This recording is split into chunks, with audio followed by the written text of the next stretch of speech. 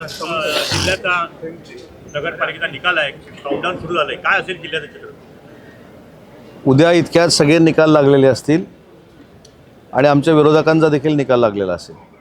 रत्नागिरी, लांजा, राजापूर, चिपळूण, गुहागर, देवरुख आणि खेड त्या 7 नगरपालिका नगरपंचायतीमध्ये महायुतीचाच नगराध्यक्ष आणि पूर्ण बॉडी आलेली आपल्याला दिसणार आहे उद्या. आपल्या वाढदिवसाची सुरुवात मोफत आरोग्य शिबिराने झालेली, काय संकेत आहे? मी विशेषतः मंगेश चिवटे साहेब, आशुतोषजी या सगळ्या टीमना मनापासून धन्यवाद देतो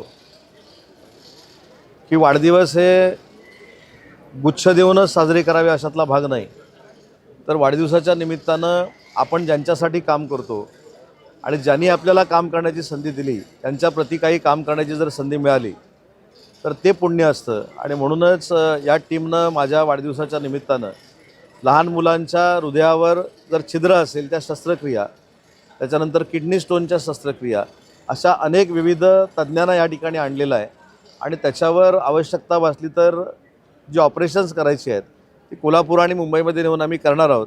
हा स्तुत्य उपक्रम आज या सगळ्यांनी मिळून रत्नागिरीमध्ये केला आहे. विशेषतः त्यांचे मी सगळ्यांचे आभार मानतो. आपल्या आरोग्य शिबिरामध्ये लोकांना आपण सहकार्य करताय, हे मानवतेचा दृष्टिकोन आपण समजायचा नाही, ही रत्नागिरीची परंपरा आहे. मला असं वाटतं की आरोग्याची सेवा देत असताना जात धर्म पंथ कशाला बघायचा, प्रत्येकजण माणूस आहे. प्रत्येक गोष्टीमध्ये राजकारण आणण्यापेक्षा आज त्यांना जर त्यांची आर्थिक परिस्थिती बेताची असेल म्हणून आमची गरज लागत असेल तर आम्ही ती पुरवणं ही आमची जबाबदारी आहे. त्याच्यामुळे जात धर्म पंथभेदाचा काही संबंध येत नाही. एकंदरीत आता जी जिल्हा रुग्णालयाची आकडेवारी देण्यात आली त्याच्यावरून जो लोकांमध्ये वेगळा भ्रम होता, मॅसेज जातो की जिल्हा रुग्णालय काही टीकाचा जरी नेहमी असतं. काय वाटतं तुम्हाला ही जी आकडेवारी आता दिली?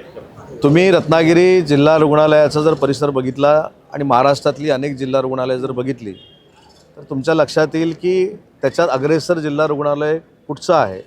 आणि मी भाष्य करण्यापेक्षा त्याच्यापेक्षा आशुतोषजी चांगल्या पद्धतीनं भाष्य करू शकतात.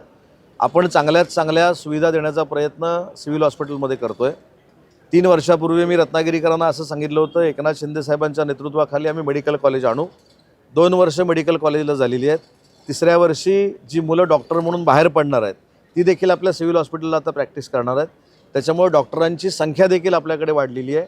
चांगले चांगले सर्जन, चांगले चांगले डॉक्टर्स आपल्याकडे येत आहेत आणि त्याच्यामध्ये भर पडलेली आहे ह्या कॅम्पची. आपल्या वाढदिवसाच्या निमित्तानं आज एक मोठी घटना झालेली आहे की रत्नागिरीतून एक मिशन जे त्याची घोषणा केली की मोतीबिंदू पूर्णपणे नाही, चांगली गोष्ट आहे. शेवटी मी मगाशी सांगितलं की राजकीय नेत्यांचे वाढदिवस साजरे करत असताना त्यांना हार घातला म्हणजेच जवळचा आहे अशातला भाग नाही. तर त्यांच्या वाढदिवसाच्या निमित्तानं जनतेप्रती आपण काय करू शकतो हा तो संकल्प आहे. आणि म्हणून मी मंगेशजी आणि सर्वच सहकाऱ्यांना धन्यवाद एवढ्यासाठीच देईन की वर्षभरामध्ये सांगली, कोल्हापूर, रत्नागिरी आणि सिंधुदुर्ग याच्यामध्ये 70,000 मोतीबिंदूच्या ज्या शस्त्रक्रिया प्रलंबित आहेत त्या पूर्ण करण्याचा संकल्प त्यांनी केला आहे. ठीक आहे, 70,000 होतील न होतील हा नंतरचा भाग आहे, पण त्याच्यातल्या 50,000 तर होतील, 25,000 तर होतील. त्याच्यामुळे हा प्रयत्न जो आहे हा प्रत्येक राज्यकर्त्यांच्या टीमनं केला पाहिजे असं मला वाटतं.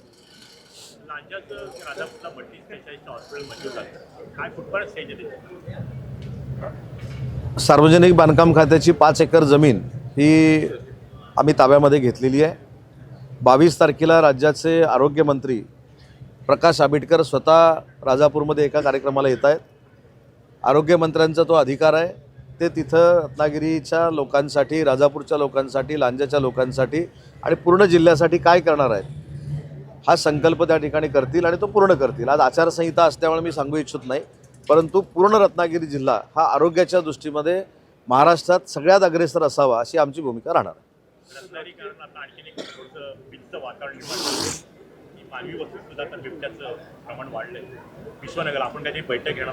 आताच मी बिबट्याच्या संदर्भामध्ये जी दहशत निर्माण झालेली आहे शहरात त्या संदर्भात बैठकीचं आयोजन केलेलं आहे.